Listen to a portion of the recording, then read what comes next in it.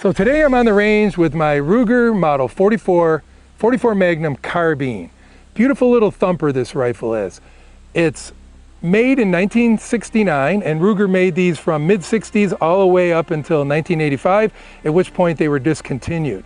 Then in 2000, Ruger redesigned it and called it the Deerfield carbine and made it with a rotary magazine and a 1 in 20 twist and a different type of bolt assembly. This particular model was made in 1969, and it's got a beautiful walnut stock, hard butt plate of some type of metal, blued steel barrel, 18.5-inch barrel, 1 in 38 twist rate. The Deerfield carbine would have had a 1 in 20 twist rate later on. Underneath the fore end of this walnut stock is a gas system that cycles the action on each shot fired and locks back on the last shot. I've paired it with a military style 1-inch web sling, and I've also added a period correct Weaver blued steel 1.5 to 4.5 variable duplex reticle wide angle scope. Nice little setup. Let's take a closer look at it. You can see the nice walnut stock on the Ruger Model 44 carbine. And I've paired it with a Weaver 1.5 to 4.5 duplex reticle scope. And I carry my 629 Smith & Wesson mountain gun 4-inch barrel. The 18.5-inch barrel really adds a little more velocity to it. Well, actually a lot more velocity. The Ruger probably gets 2130 feet per second, where the Smith & Wesson handgun will get 1400 feet per second. These rifles were known, if you shot a steady diet of super hot, heavy loads in them, you could start seeing cracking in the stock area, right in this area here, because there's a hollow spot in here where it attaches to the receiver. So to protect that, I've chosen a reload, and I'm using the 180 grain bullet loaded with the lowest recommended powder charge for little gun powder. On their webpage, you can get all the loading data you want for 44 Magnum. It comes apart real easy. You just unscrew the barrel band, and then the whole assembly just pivots out, and then you can clean it, and then it pivots back in. The back is locked in with a little hook assembly back in here. I have a few targets I want to shoot with it. I want to shoot a 50-yard group with it. Then I want to shoot a 100-yard group with it. Then I want to try this in Ballistic Gel to check out the 180 grain reload that I'm using. And then I have a 5-gallon pail of water I want to shoot, and then finish off with a watermelon. So this ought to be some fun. Let's go shoot it. So the load is very simple. You just add one to the chamber, making sure the safety is on. You press the slide release button. It feeds one, and then you just have to press the button again to open that up, and then you just insert up to 4 rounds into the magazine tube.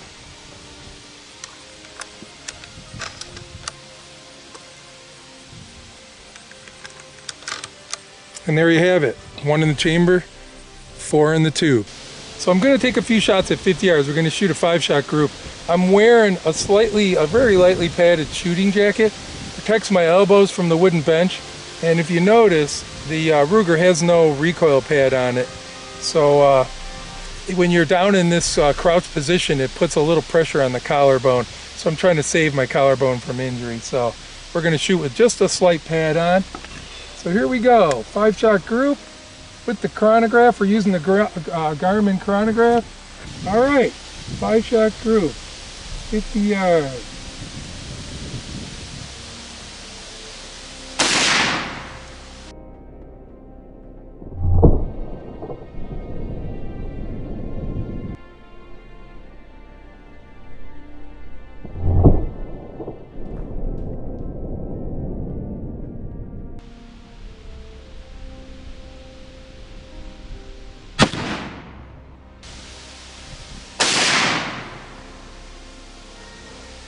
Not bad. It's got a little bit of a recoil to it, but very mild compared to other guns I've shot. And it is 44 Magnum. That's the kind of velocity we're getting. Let's check out the summary here. So I'm getting an average of 21.29 with an extreme spread of 14, a standard deviation of 5.2.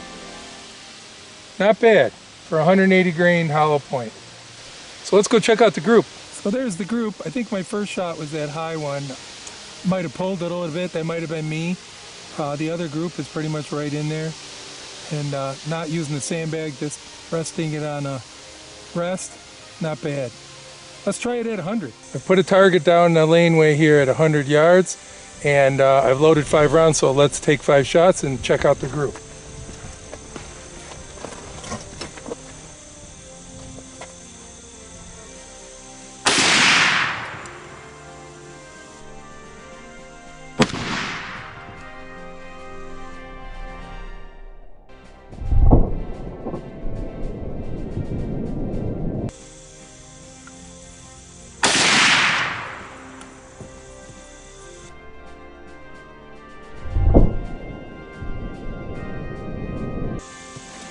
All right, let's go see the target.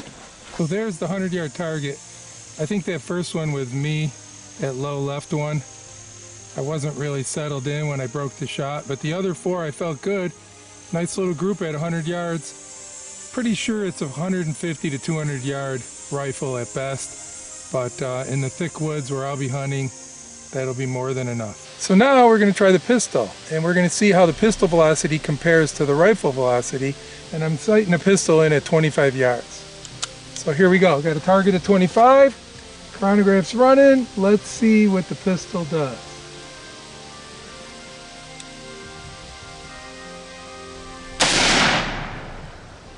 A little bit more recoil, slightly.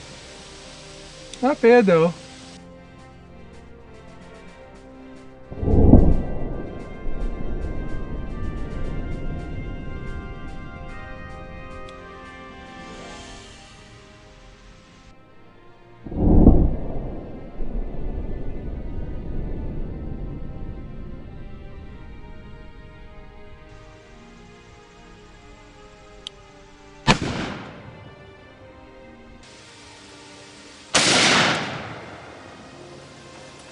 A little bit more stout than the rifle. The rifle is definitely more pleasant to shoot.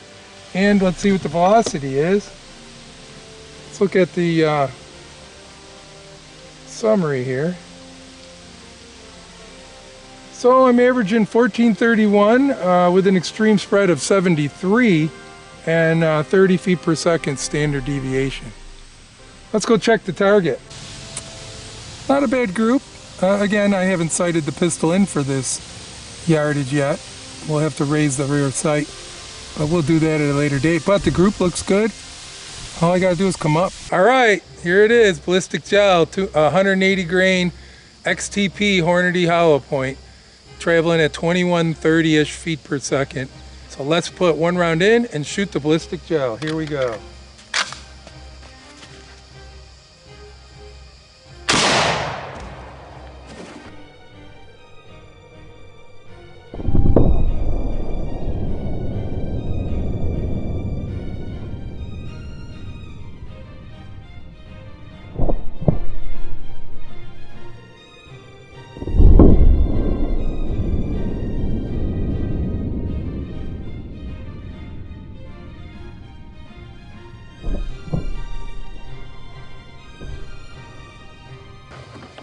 Wow, that hit pretty hard. Let's go check it out. So there is the projectile. 44 caliber, 180 grain XTP hollow point. It traveled approximately 15 inches in the gel. You can see where the wound cavity went, and then it ended up right there. And there it is, fully mushroomed out. I was willing to bet it was going to go all the way through that gel. So we saw what it could do on Ballistic Gel. Let's see what it can do on other targets. I have a empty cat litter container that I put about 10 yards down range, and I filled it full of pond water. Here we go, water of cat litter.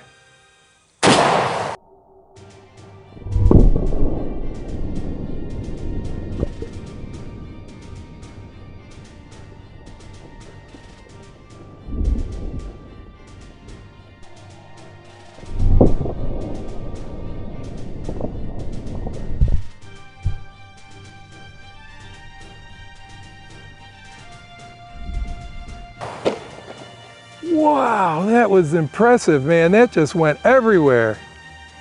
Let's go check out the damage. It just totally blew it apart. I mean, that's really hard plastic. And that water really gave it a explosive effect. So let's try a piece of steel at 50 yards. Offhand, 50-yard steel.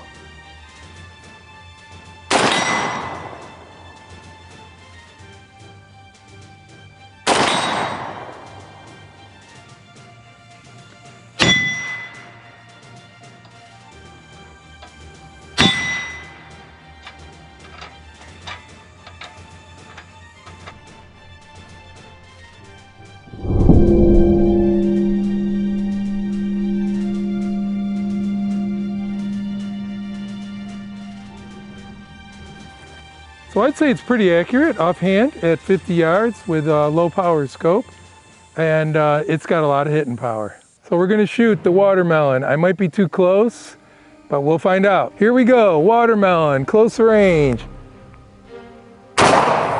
Wow-wee!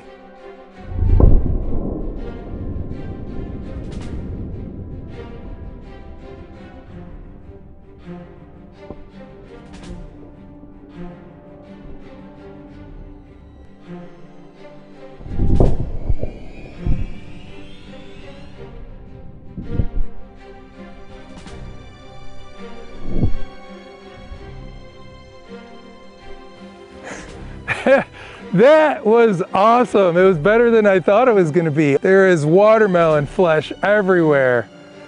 Let's go. Let's take a closer look. It's a lot worse than I thought. Oh my gosh. There is watermelon parts everywhere. What a mess.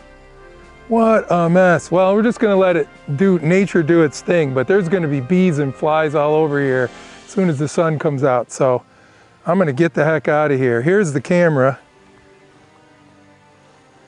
It's still working. You can see right in there, there's a little hunk of lead on this flesh right here. I don't know where the round went.